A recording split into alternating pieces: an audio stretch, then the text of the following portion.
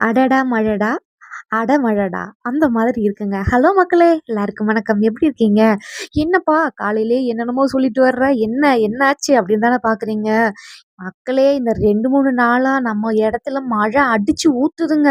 குளிர் தாங்க முடியல, மழை தாங்க முடியல. என்னதான் பண்ண போறோமோ தெரியல.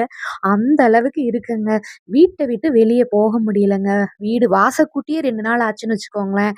அந்த அளவுக்கு மழை வளஞ்சு கட்டி அடிக்குது. இந்த தடவை என்னதான் பண்ண போறோமோ தெரியல. என்னப்பா மழை வந்தா மழையா கொட்டுதுங்கிறீங்க, வெயில் அடிச்சா வெயிலா அடிக்குதுங்கிறீங்க அப்படின்ட்டு இயற்கை நம்மள பார்த்து சிரிக்க போறாங்க.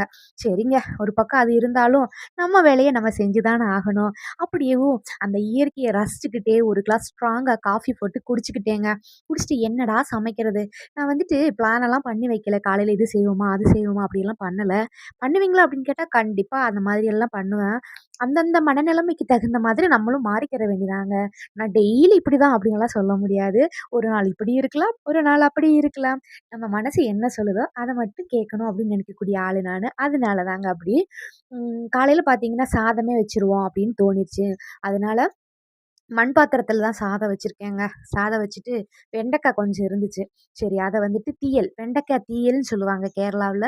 நம்ம புளிக்குழம்பு தானுங்க. வேற ஒண்ணும் இல்ல. அது கொஞ்சம் டிஃப்ரெண்ட்டா பண்ணுவாங்கன்னு வச்சுக்கோங்களேன். இல்ல இது மாரி தான் நம்ம ஊர்லயும் பண்ணுவாங்களான்னு கேட்டா எனக்கு தெரியாது.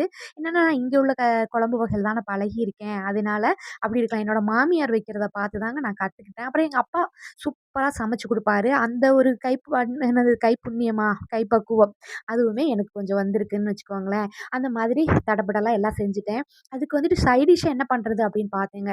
கொஞ்சம் உருளைக்கிழங்கு இருந்துச்சு. அதையுமே ஃப்ரை பண்ணி இன்னைக்கு காலையிலேயே சாப்பாடு